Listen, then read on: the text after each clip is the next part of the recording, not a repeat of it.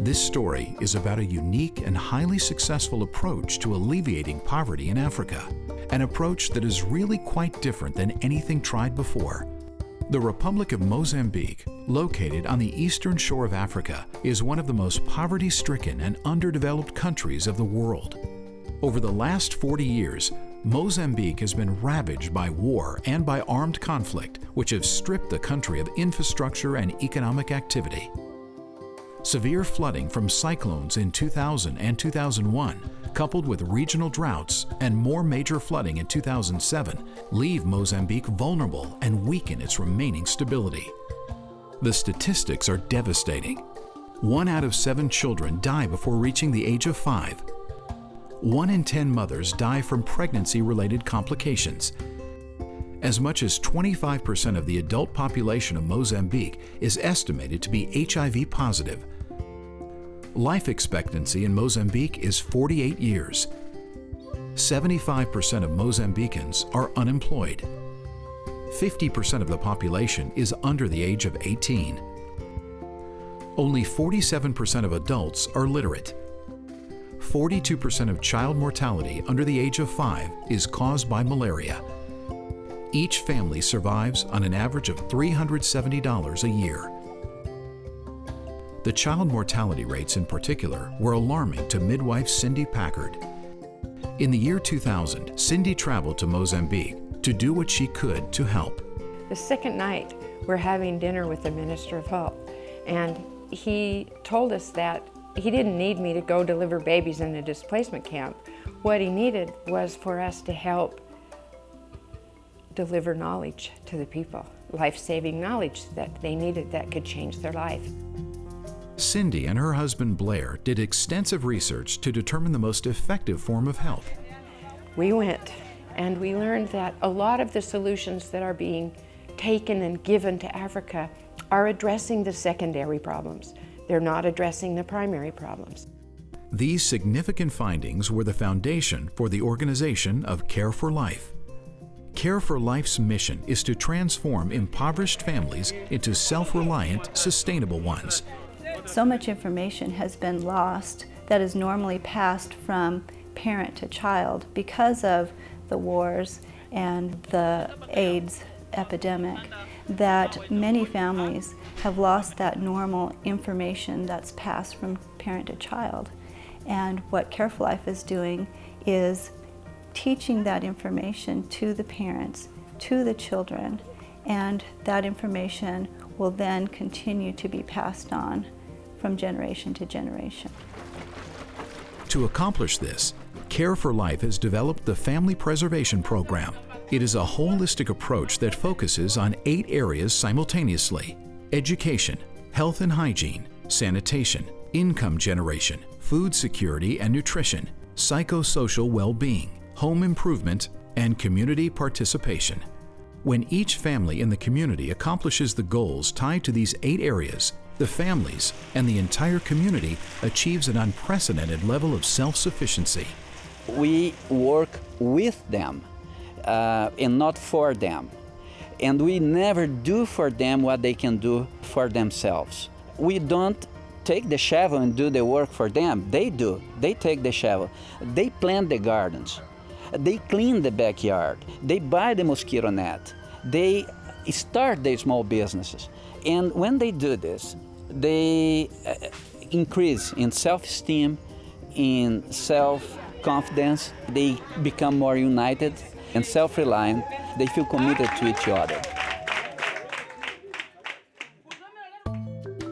The changes in Care for Life villages are profound. A classic example of this can be found in the family of Ignacio Alberto Joaquim and Maria Augusto.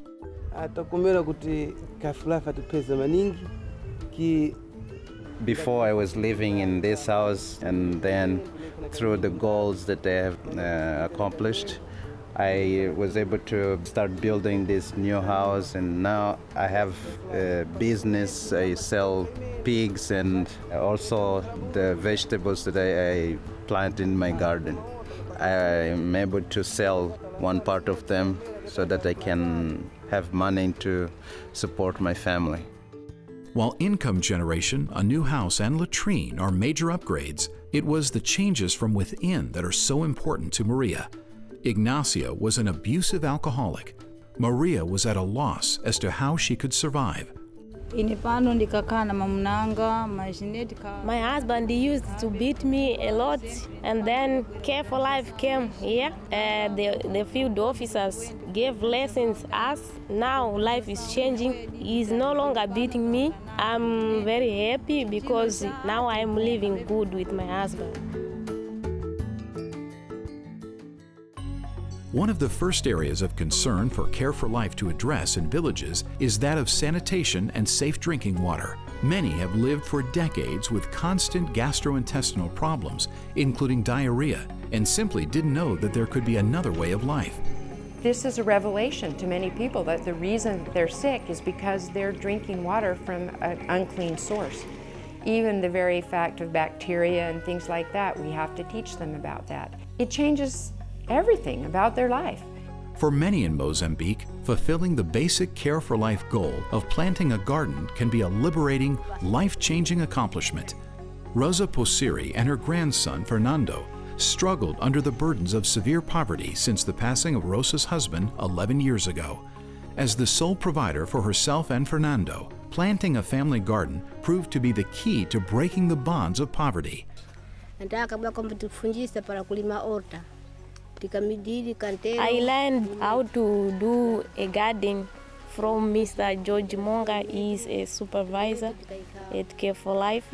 Now my garden is very big, and I'm preparing to sell other vegetables. That man can help me to buy what I need here.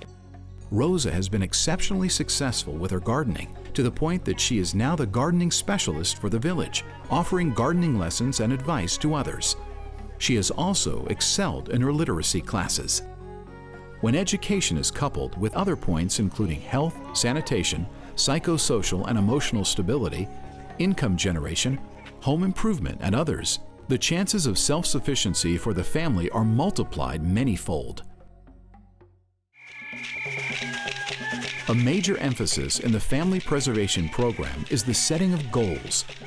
Families set goals that they select, such as planting a family garden, using treated water, making bricks, and using them to build a home and latrine, HIV testing, and others. As the families achieve their goals, Care for Life has found that it is very important to acknowledge those achievements. This is done with a community celebration. The thing that motivates them is the change in their lives. Their children are healthy, they're not sick anymore, they don't have diarrhea, they don't have parasites, they have an income because of the gardens that they're producing. And so that's why we're able to exit a community. The statistics for Care for Life communities are impressive.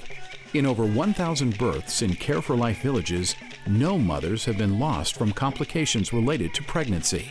Families drinking treated water increased from 12% to 94%. Families using latrines increased from 28% to 88%.